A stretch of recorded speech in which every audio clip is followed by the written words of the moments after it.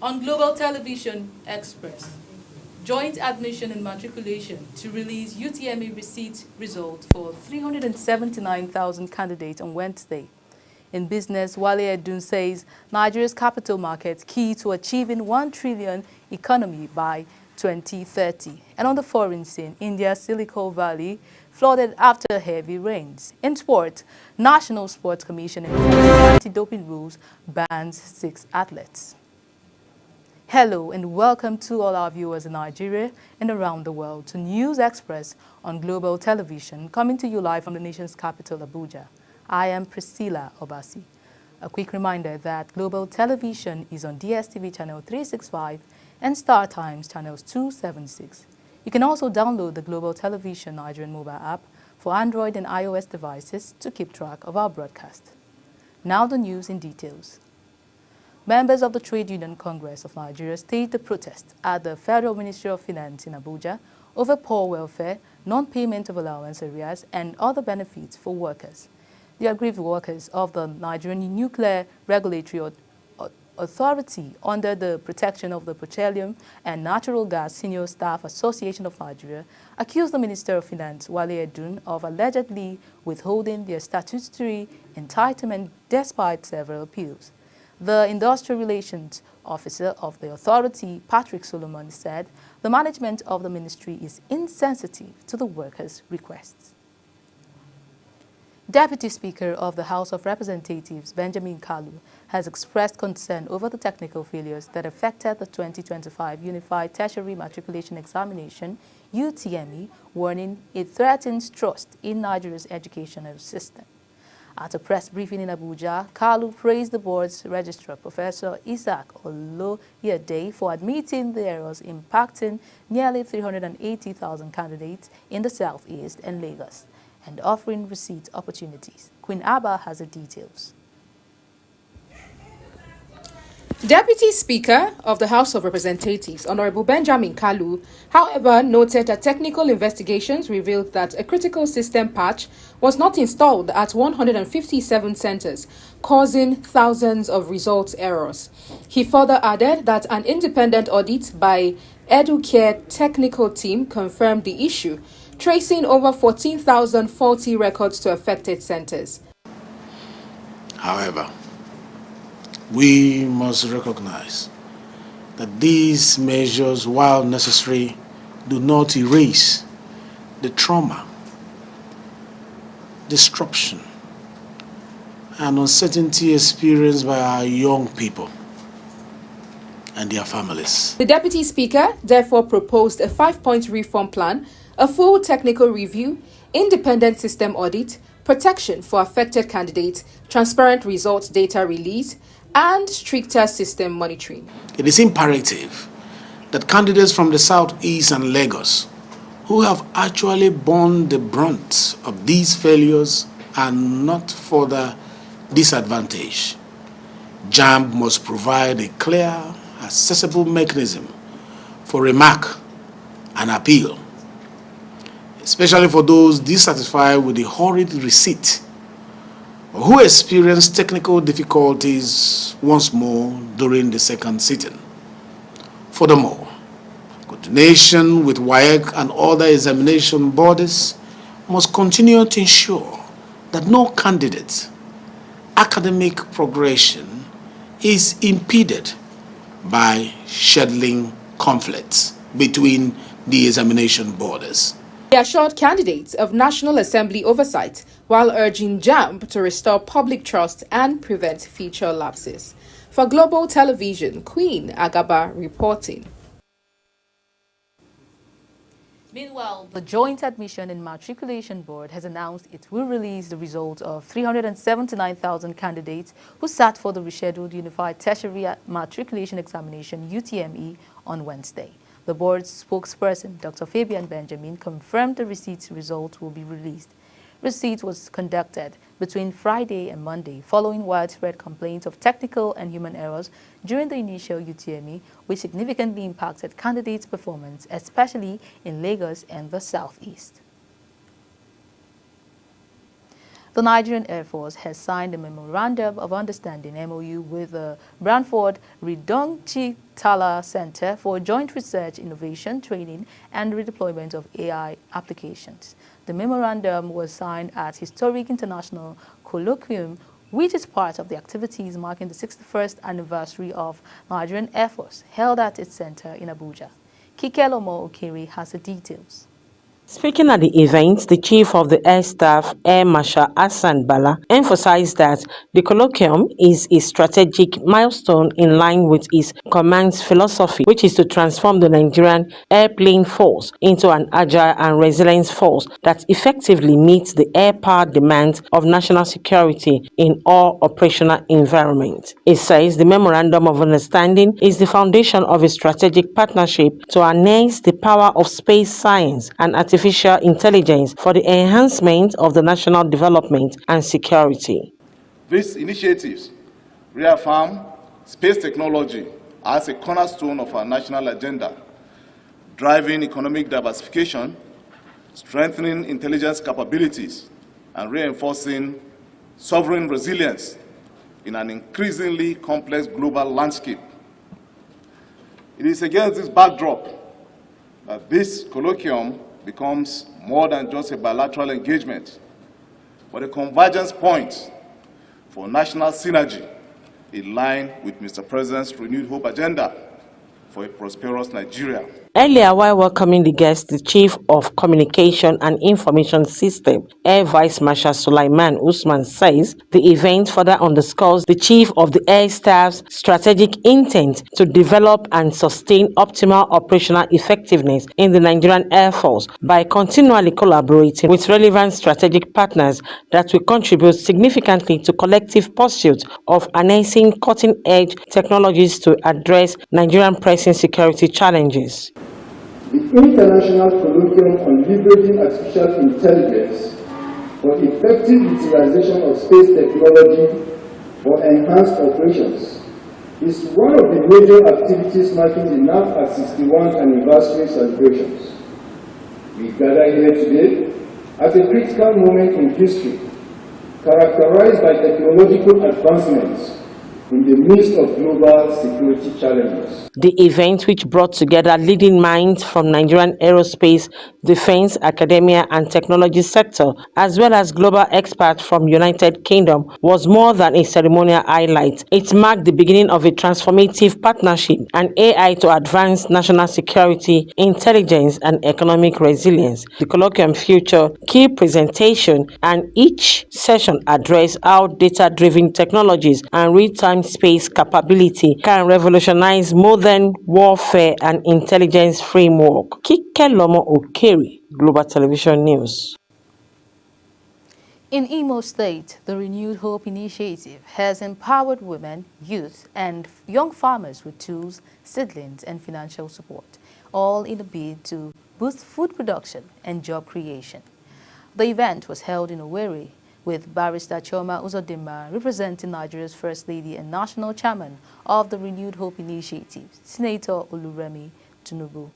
Amarachi Ibe has the details. The Ndubisi Carlo Square in Owerri, the state capital, came alive as the Renewed Hope Initiative flag off its agricultural support program for Imo State. Representing the First Lady, Barrister Chioma Uzodinma, wife of the Imo State Governor, led the distribution of farm tools, seedlings, and cash support to hundreds of beneficiaries, including women, youth, and body farmers. She highlighted the initiative's commitment to reducing hunger, creating jobs, and empowering families through agriculture. I express my deep appreciation to Her Excellency Senator Oluremi Tinubu for her visionary leadership and to the Ministry of Agriculture and Food Security for their critical support.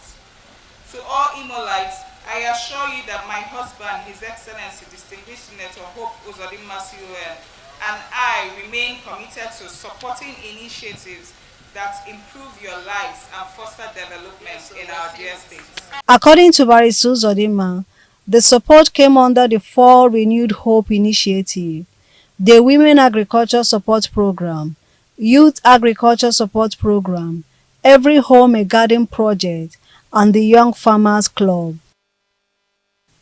Barrister Uzodinma thanked the Federal Ministry of Agriculture and the Imo State government for their collaboration. To our beneficiaries, today is your day. You are the torchbearers of a new agricultural era. Go forth, cultivate, innovate, and prosper. Let us work hand in hand to build a Nigeria where no one is left behind, where food is abundant, and where hope is renewed in every heart. Beneficiaries expressed joy, saying the support would help expand their farming business and improve their income. I want to appreciate Governor Hope Uzodinma and his wife. Let God Almighty bless them. Urge the government to keep on organizing such programs to encourage youth and encourage youth farmers that there is hope for them. I commend them, the management organizers, from the First Lady who made it to be a reality. I thank them. The initiative is part of First Lady's broader vision to use agriculture as a tool for economic empowerment and national development. From Owerri, Amarachi Ibe, reporting for Global TV News. The Minister of Water Resources and Sanitation, Engineer Joseph Usef, says the government is planning to construct Dansin Hausa Dam in Adamawa State to serve as a buffer to perennial flooding from the release of water from Lado Dam when opened by Cameroonian authorities. The minister said during the 2025 ministerial press briefing that his ministry is conducting a study and design to protect Nigerians from such release, noting that the government has approved funds for the reconstruction of Alao Dam in Borno State that caused loss of lives and properties after it had suffered some damage. The National Senior Secondary Education Commission says the implementation of the new national benchmark for senior secondary schools in Nigeria will be completed within 9 months. The national minimum standards for senior secondary education in Nigeria, developed by the Commission, were approved at the 6th to 8th National Council on Education held from October 7 to 10, 2024. Speaking at the launch of the 2025 Quality Assurance Monitoring and Evaluation Exercise for Senior Secondary Schools in Nigeria, held at the Federal Government College, Malali, Kaduna State, the Executive Secretary of the Commission, Iliela Ajayi, explained that the initiative is designed to assess and enhance the quality of education in secondary schools nationwide. Moving on, the Nigerian Navy say it has continued to maintain around-the-clock situational awareness of Nigeria's maritime domain, extending to the limits of the exclusive economic zone through the Maritime Domain Awareness Facilities. The Chief of Naval Staff, Vice Admiral Emmanuel Ogala, who was represented by the Chief of Policy and Plans, Rear Admiral Ibrahim Dewu, stated this while addressing journalists on the forthcoming 69th anniversary of the service. Defense correspondent Kikelomo Okere has the details. Navy Week is an annual event held to commemorate the establishment of the Nigerian Navy as part of the Armed Forces of Nigeria on June 1, 1956. The Chief of the Naval Staff, Vice Admiral Emmanuel Ogala, who was represented by the Chief of Policy and Plans, Rear Admiral Ibrahim Dewu, explained that the Falcon Eye and Regional Maritime Awareness Capacity System have enabled early detection and swift response to incidents within Nigerian maritime environment. This has ensured Nigeria maintained its zero piracy status in the International Maritime Bureau Piracy Rating. In furtherance to this, the Nigerian Navy has taken the initiative to ensure that the entire Gulf of Guinea is free of piracy and other maritime crimes. It further reveals that in order to enhance the operational activities in the maritime domain, the service has taken delivery of 3 new patrol vessels and 3 newly acquired helicopters, which will be commissioned during the Navy Week. It further reveals that a total of 215 suspects and 26 vessels were arrested, while 468 illegal refining sites were deactivated in 2024. He added that an estimated quantity of 6.5 million liters of stolen crude oil and 7 million liters of illegal refined automated gas oil were seized and appropriately handled. The new patrol vessels are NNS Shere, NNS Faro, and NNS Ikogosi. All 3 vessels are about 38 meters long with an endurance of 5 days. 2 of the vessels were acquired from Singapore and 1 from South Korea, and they all arrived in Nigeria in December 2024. These vessels will serve as seaward defense boats within Nigeria's littorals up to the 24 nautical miles contiguous zone. The Navy Week celebration, which is expected to commence on the 23rd of May to June 1, 2025, will serve as an opportunity to present a scorecard of the Nigerian Navy's performance in the service of the nation. Kike Lomo Okeri, Global Television News.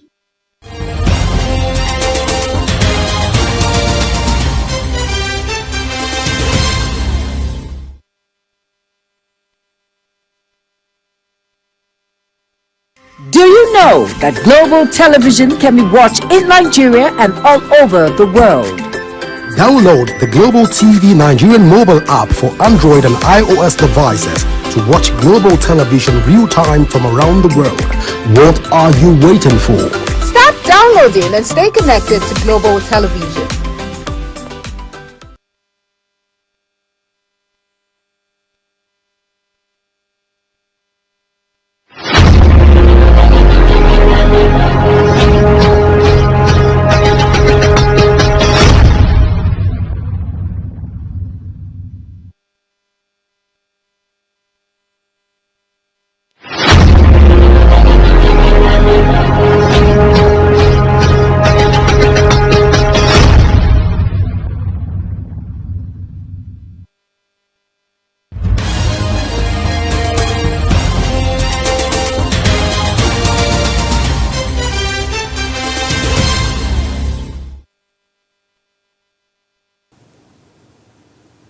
Welcome back. The Nigerian Medical Association has commended the Governor of Akwa Ibom State, Governor Umo Eno, for implementing a health workforce retention policy aimed at prioritizing the welfare of medical personnel in the state. The association's president, Professor Bala Audu, gave the commendation while speaking with the journalists during a grand reception organized by the association in Uyo. The event, held at the Doctor's Mess, was in honor of newly appointed commissioners, the Senior Special Assistant, Medical and Senior Special Assistant, Insurance. Professor Audu emphasized the importance of prioritizing the welfare of doctors to enhance retention across all levels of government. And in business, the Central Bank of Nigeria, CBN, has reassured Nigerians of the stability and soundness of the country's banking sector, urging the public to disregard misleading reports circulating on social media and other platforms. In a statement issued by its Director of Corporate Communications, Mrs. Hakama Sidi, the Apex Bank stated that the attention of the CBN had been drawn to certain publications containing false information about operations of a regulated financial institution. The regulatory institution said it maintains strong oversight of all financial institutions within its regulatory scope through robust early warning systems and risk-based supervisory frameworks designed to detect and address potential threats to financial stability. The federal government has stated that Nigeria's capital market plays a pivotal role in its drive to achieving a $1 trillion economy by 2030. Speaking, Minister of Finance and Coordinating Minister of the Economy, Wale Edun, urged capital market operators in Nigeria to deepen investor confidence, improve financial literacy, and prepare for implementation of the Investment and Securities Act 2025. And a new capital market master plan. Edun made the call at the 2025 First Capital Market Committee meeting hosted by the Securities and Exchange Commission in Lagos. The Chinese ambassador to Nigeria, Yu Dunhai, has emphasized the imperative of enhanced collaboration between China and Nigeria in unblocking the potential of Nigeria's solid mineral sector through the establishment of electric vehicle factories in Nigeria. Speaking while paying a courtesy visit to the Minister of Solid Minerals Development, Dele Alake, in his office, the Chinese ambassador Yu noted that China has always placed Nigeria in a very pivotal position of her foreign policy. Sharon Ajay reports. Recalling the recent high-level engagements between President Bola Tinubu and Xi Jinping during Tinubu's state visit to China, the Chinese ambassador Yu Donghai noted that both leaders agreed to elevate bilateral relations to a comprehensive strategic partnership, creating new opportunities for cooperation. The ambassador noted that the embassy and the Chinese government have always admonished Chinese companies operating in Nigeria to abide by rules and regulation, implement corporate social responsibility, and adhere to environmental and safety standards, stressing that the Chinese authorities have zero tolerance for illegal mining, signifying their readiness to work with Nigerian government to bring suspected corporates to justice. Several brands, because currently we have over 10 brands, Chinese electric vehicles. Yes. We would like to bring them to Nigeria to have them to produce locally, and then I would fully agree that we should have more added value like lithium, like all those minerals, because by doing this, China is going to have a stronger partner in Africa. The Minister of Solid Mineral, Dr. Dele Alake, acknowledged that most Chinese firms in Nigeria operate within legal and regulatory frameworks. He, however, expressed concerns over the actions of a few operators tarnishing Chinese image, referencing a recent viral video involving a Chinese national allegedly bribing local security agents. The minister also highlighted the impact of the mining machines established to combat illegal mining, affirming that the outfit that sent the right signal in the sector raised awareness about the menace and has consequently improved compliance to regulation by both local and foreign operators. We have an upsurge in the production of electric vehicles here. It reduces our dependency on energy from fossil fuel. Right. So it will also make us compliant with global trend of transiting to green energy. So it also is a win-win situation for us. So we are encouraging all our Chinese operators in this sector to start the local value addition. He reiterated that Nigeria is open for business to serious investors, stressing that investments in the nation's mining industry are now focused on local value addition. Sharon Ajay reporting for Global TV News. Israeli Prime Minister Benjamin Netanyahu has accused the leaders of Britain, France and Canada of offering Hamas a huge prize after the called for an end to intensify military operations in Gaza. British Prime Minister Keir Starmer, French President Emmanuel Macron and Canadian Prime Minister Mark Carney earlier condemned the Israeli government's egregious escalation in Gaza, warning of concrete actions unless Netanyahu changes course. But the Israeli Prime Minister said his country would press on for total victory over Hamas. Parts of the southern India city of Bengaluru, often called India's Silicon Valley, are underwater after heavy rainfall. The city is on high alert for more pre-monsoon showers due to cyclonic formation over the Andamana Sea, according to authorities. 3 people, including a 12-year-old, were killed in rain-related incidents on Monday. Now in sports, Nigerian boxers Cynthia Ogunsemilore and Dolapo Omole, as well as 4 other athletes, have been banned from competing at the 2024 National Sports Festival in Ogun State, as they are currently serving doping bans. The National Sports Commission issued a caution that registered athletes with anti-doping issues cannot compete for scoring medals at the ongoing National Sports Festival, tagged the Gateway Games 2024. Still on sports, Victor Osimhen has celebrated Galatasaray's record extending 25th Turkish Super League title with a bold declaration following their comprehensive 3-0 victory over Kayserispor on Sunday. Osimhen continued his remarkable scoring streak, netting his 7th goal in 6 games to help the Istanbul Giants secure the league crown with 2 matches to spare. The emphatic win was Galatasaray 8 points clear of Jose Mourinho's Fenerbahce, condemning their bitter rival to a 4th consecutive season as runner-up.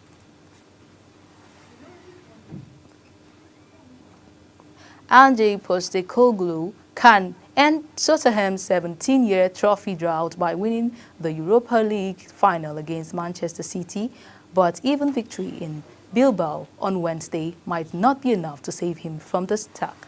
Beating United to break the silverware course and earn a place in the next season's Champions League will be a significant moment in Tottenham's recent victory.